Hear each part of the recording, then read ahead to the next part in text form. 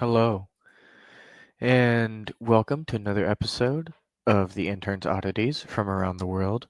We are back tonight with episode 39, and we are going to be talking about 5 real exorcisms that still can't be explained.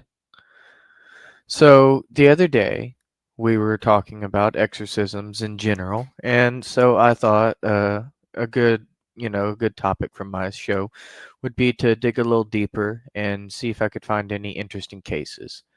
So I was able to find 5 cases, and we're going to explore the eerie, the unexplained, and the forgotten truths that hide between the lines of history tonight. We're diving into these exorcisms, and keep in mind, these are documented events witnessed by priests, police, doctors, and everyday people. So turn off the lights and let's begin. So the first case is probably one that you've most likely heard of, Anneliese Michel or Mitchell. It's Germany. This took place in Germany from 1975 to 1976. I'm honestly not sure of the pronunciation of the last name. But Rob briefly mentioned this one the other day, so I thought this would be a good place to start with. So I dug a little deeper into some of the and found some good stories. So we're going to start right here with Anneliese Michel. Let's begin with one of the most famous and disturbing exorcism cases in modern history. The case of Anneliese Michel, a 23-year-old German woman who claimed to be possessed by multiple demons. What started as seizures and psychiatric treatment would soon spiral into something far darker. Her voice changed. She claimed to hear voices telling her she was damned. Over the course of 10 months, 2 Catholic priests performed 67 exorcism rituals. That's a lot of exorcism rituals. She must have been like really, really badly possessed. And if you didn't know this already, because when I said you've probably heard about this one, the reason I said that I believe you may have, heard about this one already is because this was the one that inspired the exorcism of Emily Rose. So we're going to keep going from here. Audio recordings captured her voice shifting, growling, snarling, speaking in ancient tongues she had never studied. Exorstamuste adinos. Like ancient Latin, stuff like that. So eventually Anneliese died from starvation, but the question still lingers. If it was just epilepsy or mental illness, as people claim, how do you explain the voices, the ancient languages, and the physical changes? So what we're saying here is, you might be able to say schizophrenia or dissociative identity disorder would explain the voices. Okay, that's understandable. But how exactly are you supposed to explain someone speaking an ancient language that they don't know and speaking it fluently? That's one of the questions that I don't really understand is, even if you're a skeptic, how are we supposed to explain these people during exorcisms understanding ancient languages that they don't understand when they're not possessed, if that makes sense? And of course, the physical changes like spinning your head around 360 degrees or whatever, that's kind of creepy. Even the priests admitted that they were afraid. And as we said earlier, this was the inspiration for the exorcism of Emily Rose, but no movie can match the raw horror of the real tapes. So, case number 2, we're going to continue with Roland Doe. And this was the boy who inspired The Exorcist. You may have seen The Exorcist, but did you know that it was based on a real boy from Maryland? In 1949, a 14-year-old boy, known by the alias Roland Doe, began showing signs of possession after using a Ouija board. See, everyone always warns you not to use a Ouija board, and then the first thing you go and do is use a Ouija board. You should have known something bad was going to happen when you started playing with that stuff. He would scream in unknown languages. Objects flew across the room. Words appeared carved into his skin. At one point, multiple witnesses said he levitated off the bed. Not like a superhero, but, like creepy, you know. Jesuit priests performed dozens of exorcisms, and they kept detailed handwritten journals, some of which still exist to this day. One priest reported seeing the words "Hell" rise from the boy's chest. Roland eventually recovered, but the priests never gave a medical explanation. Their conclusion: the devil had entered the room. So what they're saying is they're they were lacking a medical explanation for what happened here. They really don't know. They say that it was the devil because, they're priests and they're very religious. So that's understandable. They would think that. But it said they never gave a medical explanation. So what exactly happened there? How was, all that able to happen? Mostly, more than anything, with the multiple witnesses, how is he able to levitate off the bed? But as always, we have to keep in mind both sides of the story. And from the skeptical side of things, you always have to keep in mind, even if these people are doctors or police officers or whatever, there have been cases such as the Amityville Horror, for example, where people have been known to, let's say, exaggerate the truth in order to try to get money from movie deals or book deals or stuff like that. So it's always possible. But then again, on the supporting side of these things, why would someone lie when they have so much to lose? Like a medical professional or a cop or someone, with a high status like that. You have to ask yourself, would it even be worth it for them to lie for the chance of a book deal or a movie deal or something like that when they could lose their job? There's a lot to consider for both sides of the argument. So it's hard to know one way or the other what really happened there. Now, for our third case tonight, the Smurl haunting. This happened in Pennsylvania from the 1970s to the 1980s. The Smurl family moved into a quiet Pennsylvania home and walked into a nightmare. They reported rotting smells, loud bangs, and a shadow figure that moved through the walls. But it didn't stop at sounds. The mother was thrown down the stairs, the dog was attacked, and the father said he was assaulted by a spirit. This went on for years. The family reached out to famed demonologists Ed and Lorraine Warren, who declared the house infested by a demonic entity. Oh, and let's just go ahead and get that out of the way. Uh, we do not support Ed and Lorraine Warren around here because well, not we, like, Ed was not a very nice guy, okay? Ed Warren was a very inappropriate man, and if you look into his history, he was not as nice as he seemed.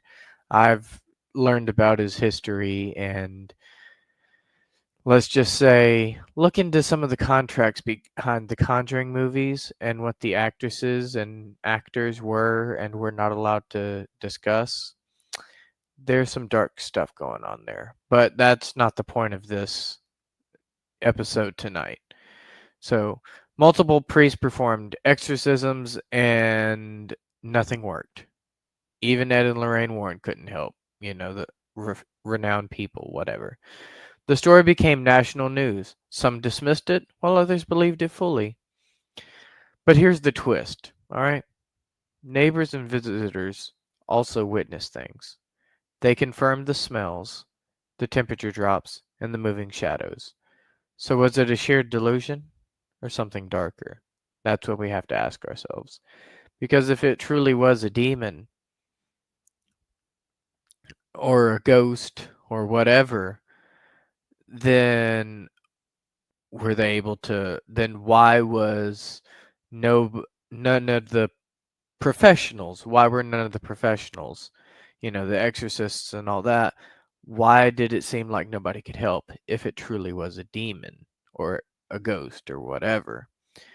But, you know, some people will find a family having a troubled time and they will latch onto them and abuse them, financially abuse them, uh, because they want to make some money. And Ed and Lorraine Warren were definitely those kind of people.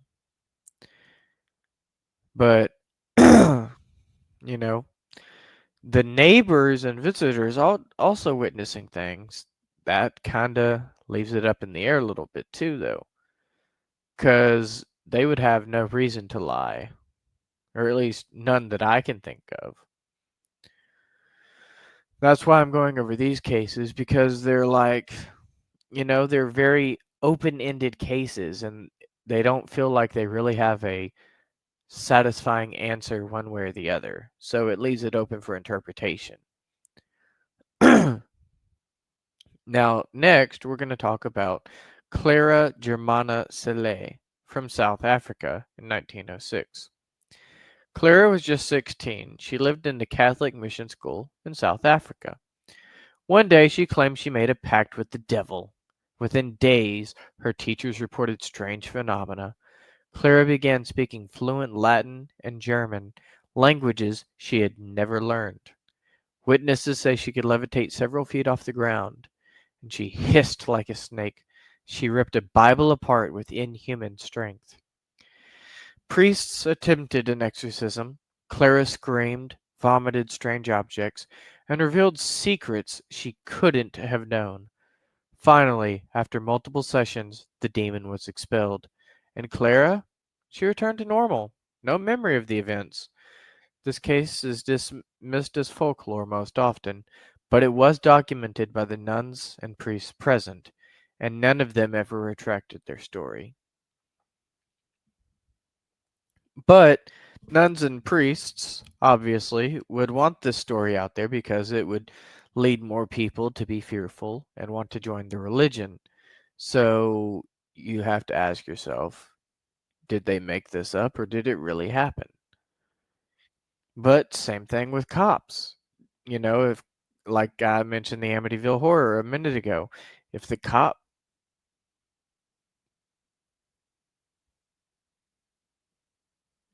cops are willing to lie for a book deal or a movie deal or something, then what's to say that the nuns and priests wouldn't be willing to lie and fabricate a story to get more people interested in their religion? And I'm not trying to bash religion. I'm just trying to point things out from both sides. Both parties would theoretically have reasons to lie one way or the other. So, like, a lot of this stuff, it's like he said, she said type stuff. It's like, open for debate, and it's one way or the other, and there's no way to really know what happened. So, for our final case we will be discussing tonight is the Ammons haunting. And this took place in Indiana in 2011. So, in Gary, Indiana, a modern haunting made headlines in 2011. Latoya Ammons and her children reported possession.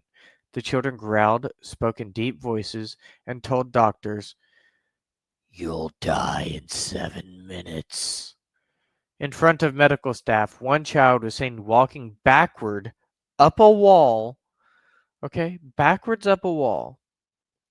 And Child Protective Services and police investigated the home.